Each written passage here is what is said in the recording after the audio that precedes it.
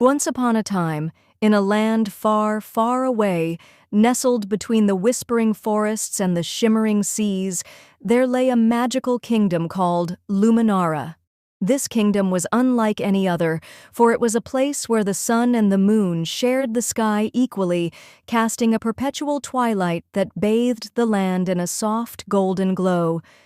In Luminara, the trees sang, the rivers sparkled with stardust, and the air was always filled with the sweet scent of blooming flowers. In this enchanted kingdom, there lived a young girl named Elara. Elara was no ordinary girl. She was the daughter of the kingdom's most revered storyteller, a wise woman named Seraphina. Seraphina had a voice that could soothe the fiercest storm and a heart full of tales that could make even the stars lean closer to listen. Every night, as the twilight deepened, Seraphina would gather the children of the village around the great oak tree in the center of the kingdom and weave stories of heroes, monsters, and faraway lands.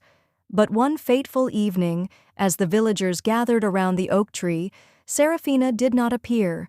The children waited and waited, but she never came. Worried, Elara set out to find her mother. She followed the winding path through the forest, calling out her mother's name, but there was no answer. As she ventured deeper into the woods, she stumbled upon a hidden glade she had never seen before. In the center of the glade stood a magnificent ancient tree with silver leaves that shimmered like moonlight. Beneath the tree sat an old man with a long, flowing beard and eyes that twinkled like the stars. He introduced himself as Orion, the keeper of tales.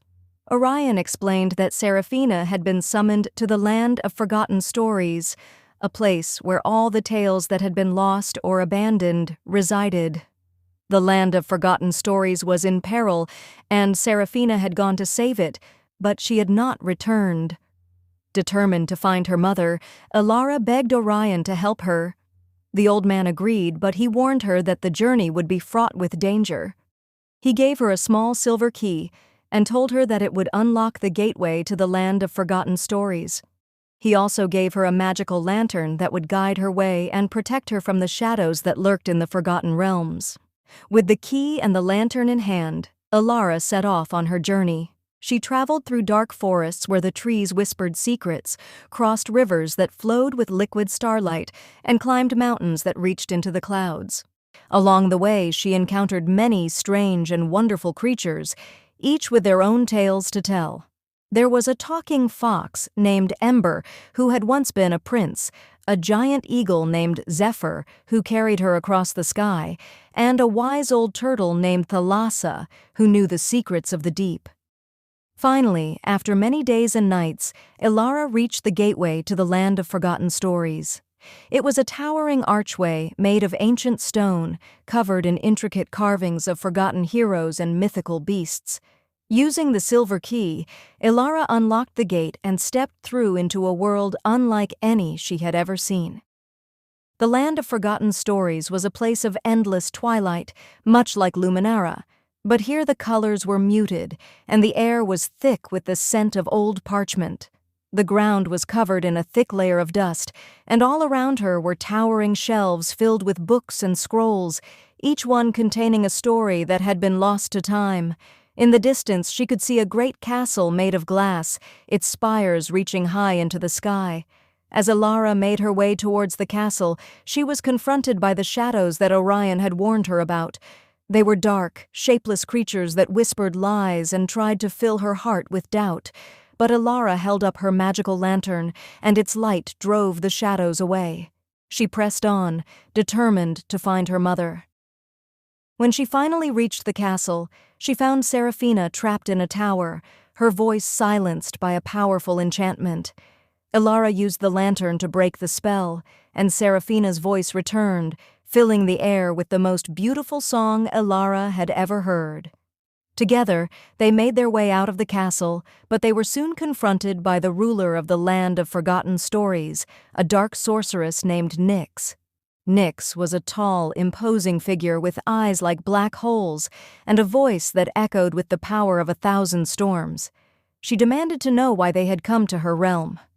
Elara stood tall and explained that they had come to save the forgotten stories and bring them back to the world.